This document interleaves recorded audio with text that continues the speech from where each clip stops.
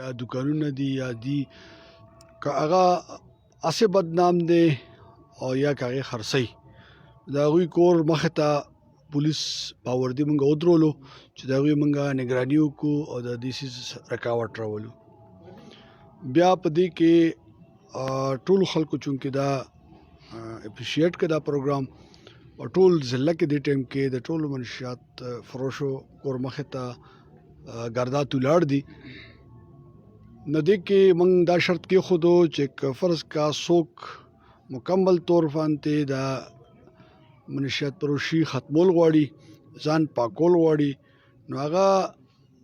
زما دپاره بیا د دې نه پس یو قابل عزت شهري دی او د هغې ګارنټي او ضمانت موږ د هغې علاقې د محلې د کلي یا د بازار د مشرانو هغه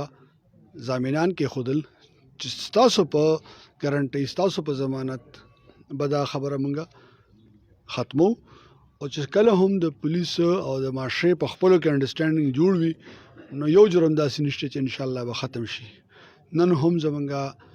ډېر داسې منشیات فروش کوم چې په لیسټ کې شامل وو هغوی دلته کې رالل د ټولو مشرانو دلته کې موږ له د هغې ضمانت راکړه سټامپ پیپر یې ولیکلی او د دوی به اوس د دې نه پس د باوردي پولیس په ځای باندې د دوی کور مخې ته سپینو کپړو کې خفیه طریقه نگراني شروع وي او دا انشاءالله دا شی به موږ مکمل طور باندې ختمو. نن خو ماته چې کوم ګارنټي راکړی شوه د هغې خبرو نه ماته پته ولګېده انشاءالله دا به کامیاب وي او هغه منشیات فروش چې هغه توبه وباسي نو الله تعالی هم توبه قبلوي پولیس نه هم پکار چې هغې عزت وکړي او انشاءالله که دنه یو ښه شهري جوړ شو نو زه به اول د ده ځای ته ځم او د سره به چایس کم چې د ده عزت زه په علاقه کې جوړ کم او دا به مونږ ټول خلک په شریکه باندې دا عناصر ختمو. هغې نه علاوه که فرض که داسې ما تاڼه په لیول باندې دا وینا وکړه چې څومره هم د دوی ضامنان دي چې هر وغواړو او معاشرې ته د هغوی تصویر وښو چې اصلي دشمنان دا دي چې څوک یې ضامنان دي نو د هغې ضامنانو خلاف به هم موږ یو سوشل بایکاټ کوو چې هغه هم په ګوته شي موږ ته چې دا دغه المل دی نو هغه هم دی. هغې نه پس هم که څوک منشیات پر یونین چې کوم مشرانو عادي د وجې دعوت ورکړه دې پروګرام ته چې بعضې دکانونو باندې هم داسې ابجکشن و چې د هغوی هم د دې نگراني جاري وساتي او هغې نه علاوه د سدې د بازار تاریخ ډېر المناک پاتې شوی دی نو زه غواړم ما دې نن سره ډسکس کړ چې دوی ما په خپل باریکو او په اساسو او په جرنل څومره چې هم مسایل دي چې هغه ډسکس کړو په هغې کې د دوی د بجلۍ مسایل دي په هغې کې هغې کرایو مسایل دي په هغې کې د تجاوزاتو مسایل دي د انتظامي سره د کوپریشن مسایل دي نو دوی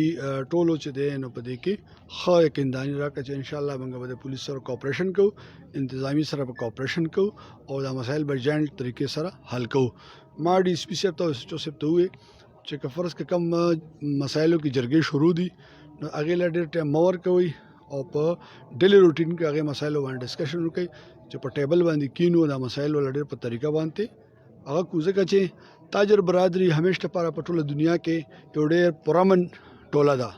د هغوی چې یو ورځ دکان بند شي د هغوی لکونه تاوان کېږي او که د یو ریړۍ والا دکان بند شي نو هغه غریب د ماښام د چای د روټۍ د هغه بندوبست ني او چې کله د معاشي مسایل راشي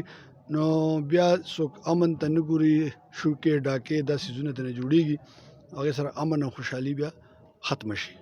نو د دوی مسایل چې دي هغه زموږ ترجیح بنیادو باندې به انشاءالله زه په خپله حل کوم زه به په خپله ګورم او ما ډي سي پي صاحب ته هم وویل ایس ایچ او صاحب ته هم وویل چې دوی سره کینی صدران صاحبانو سره او مالکانو صاحبانو سره چې ښه په عزت سره ښه په ورورولۍ سره دا مسایل حل کړو.